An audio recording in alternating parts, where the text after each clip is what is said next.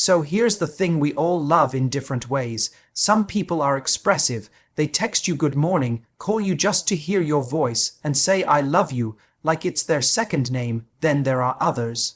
The ones who pull away when you get too close. The ones who keep you at arm's length even when they clearly care. These are the avoidants, and no, they're not cold-hearted. They're not incapable of love. They just express it differently. An avoidance version of I love you might not sound like a declaration. It might look like fixing your car, remembering your coffee order, or standing by you quietly during your worst moment. They're not the type to flood you with words, but they'll show up when it counts. They'll protect you when you're not even asking for it. They'll give you space not because they don't care, but because that's how they process love. And here's the paradox, their distance is often their way of keeping the connection safe, because closeness terrifies them, not because you're unlovable, but because being vulnerable feels dangerous to them. So if you're in love with someone avoidant, look deeper. Look at how they're present in the moments that matter. Look at how they hold back their panic just to be emotionally available for you, even if just for a moment. That's courage, that's growth, and that is love even if they never say the words. Avoidants love differently through actions, not words. They won't flood your inbox with heart emojis. They probably won't say, I miss you, when you're away. But that doesn't mean they don't feel it. It means they're terrified of what it takes to say it out loud. For them, love feels risky. It's not that they don't want to be close. It's that closeness triggers every alarm inside them. To be emotionally open is to be vulnerable, and vulnerability feels like danger to someone who's used to being let down. So instead of words, they show up in quiet ways. They remember the little things. They notice when you're not okay, even if they don't know how to ask. They may not say I love you, but they'll fix things for you. They'll make sure you get home safe. They'll check your tires, bring you your favorite snack, or stay up late to make sure you're okay. These aren't random acts. They are their version of intimacy, their way of saying, I care, I'm here, even if I can't say the words. They may pull away when emotions run high, but they'll come back once it feels safe. They test your patience not because they want to hurt you, but because they're afraid to need you. They've learned that needing people leads to disappointment, so they keep walls up, not to shut you out, but to protect themselves from getting hurt. And still, behind that wall, there's love. It's just quieter, more cautious, but no less real. You'll see it when they make time for you, when they listen, even if they don't speak much, when they remember what matters to you. They won't make grand speeches. They'll simply do things that make your life easier, safer, more steady, and that's not nothing. That's their way of saying, I see you. That's their way of saying, you matter. And not everyone says, I love you, the same way. Some say it with flowers and poems. Others say it by standing by your side without needing applause. And when an avoidant loves you, you'll feel it in the small, consistent gestures, the quiet loyalty. The way they don't leave when it's hard, even if they don't always let you in. They're trying, and for them, trying is everything. They often avoid emotional vulnerability because it feels unsafe, not because they're heartless, not because they don't care, but because opening up has never felt like a safe thing to do. Somewhere along the way, they learned that emotions come with consequences, that being vulnerable leads to pain, rejection, or abandonment.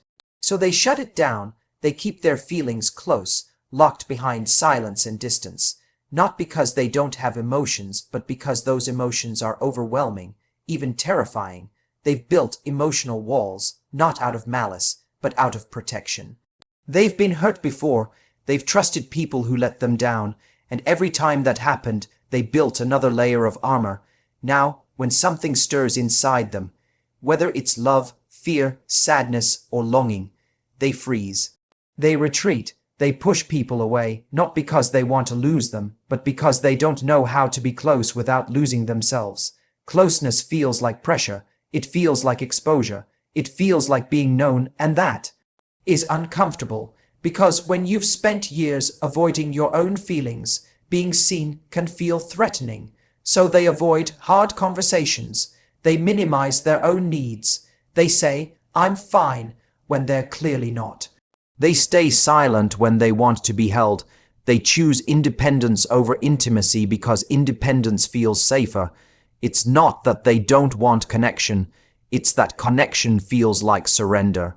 And surrender has never been safe ground. They are always scanning for danger. Will you judge me? Will you abandon me? Will you use my vulnerability against me? So they preempt the pain by not showing the wound.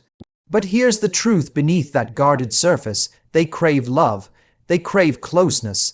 They just don't know how to do it without fear chasing behind. So they armor up. They stay composed. They talk about everything asterisk but asterisk their feelings. They avoid eye contact when things get too deep, and even when they love you deeply, they'll keep one foot out the door, just in case it all becomes too much, just in case you get too close. Because to them, being emotionally vulnerable feels like handing someone a weapon, and they're not sure they can trust anyone enough to do that. Not yet. Saying "I love you" might be too exposing for them. It's not just a phrase, it's a spotlight on their heart. And for someone who's spent years hiding their feelings, that spotlight feels unbearable. To say "I love you" means stepping into vulnerability. It means revealing something raw, something fragile, and for them, that's terrifying, because love to them isn't just about connection, it's about risk. The risk of being rejected, the risk of being misunderstood, the risk of not being loved back in the same way. So instead, they hold it in. They keep it buried beneath their actions, their routines, their quiet loyalty. They show love in indirect ways because directness feels too naked. They'll remember your coffee order. They'll drive you home when you're tired. They'll show up when it matters. But when it comes to saying those 3 words, they freeze, not because the feeling isn't there, but because the words feel too big, too final, too vulnerable. They've been hurt before by people who didn't mean it, by moments that felt real but weren't, by promises that fell apart. So now saying "I love you" feels like giving away power. It feels like giving someone the chance to break them, and they don't want to be broken again. So they stay quiet, they stay guarded, they choose silence over exposure, distance over depth, even when every part of them wants to reach out.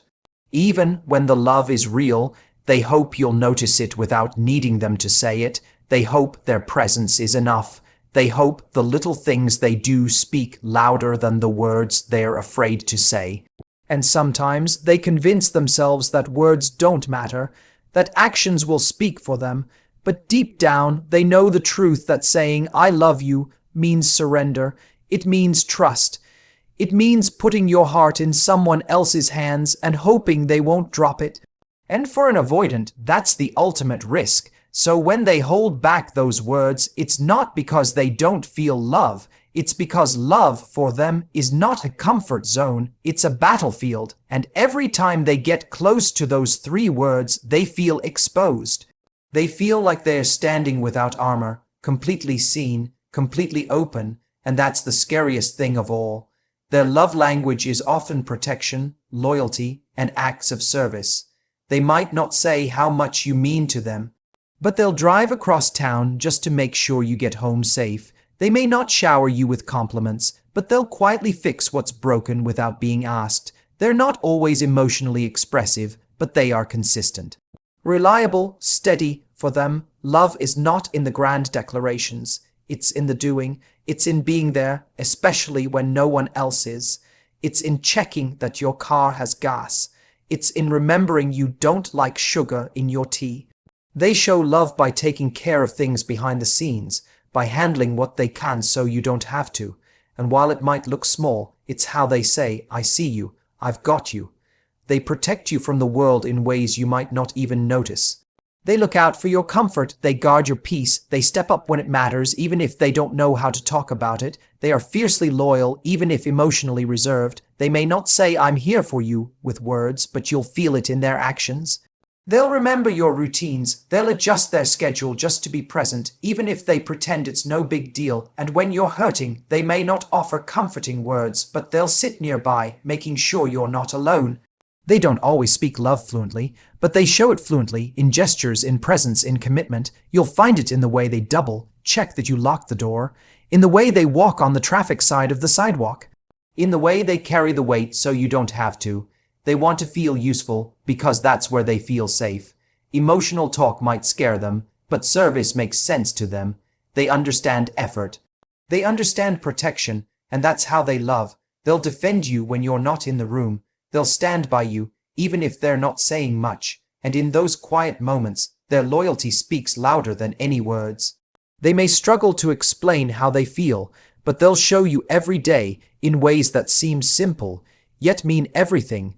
They'll show love by doing, not declaring, like helping without being asked. They're not the type to write you long messages about how much they care.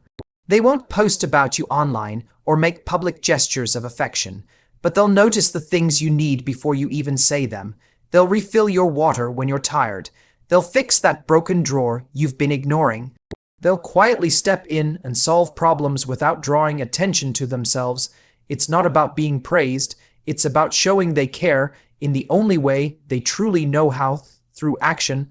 They might not say, "I'm thinking about you," but they'll drop off something they know you needed. They might not say, "I want to be there for you," but they'll move around their own plans to show up when you're overwhelmed. They're listening, even when they're quiet. They're observing, even when they seem distant.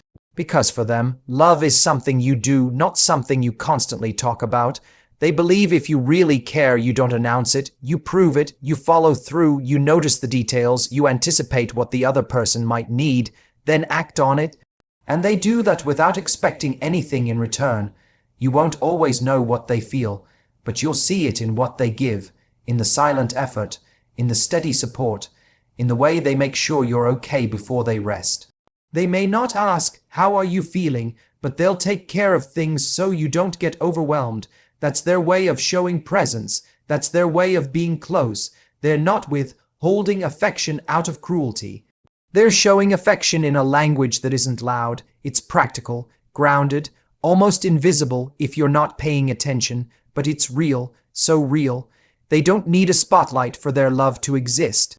They just need the freedom to express it their way, through effort, through reliability, through helping without needing to be asked. Because to them, the strongest kind of love is the one that quietly stands beside you and never needs to be announced to be known. So if you've ever doubted their love because it didn't come wrapped in words, look again. It was always there, in the way they showed up, in the way they noticed the little things, in the quiet ways they tried to make your life easier. Love doesn't always sound like "I love you." Sometimes it looks like effort. Sometimes it feels like safety.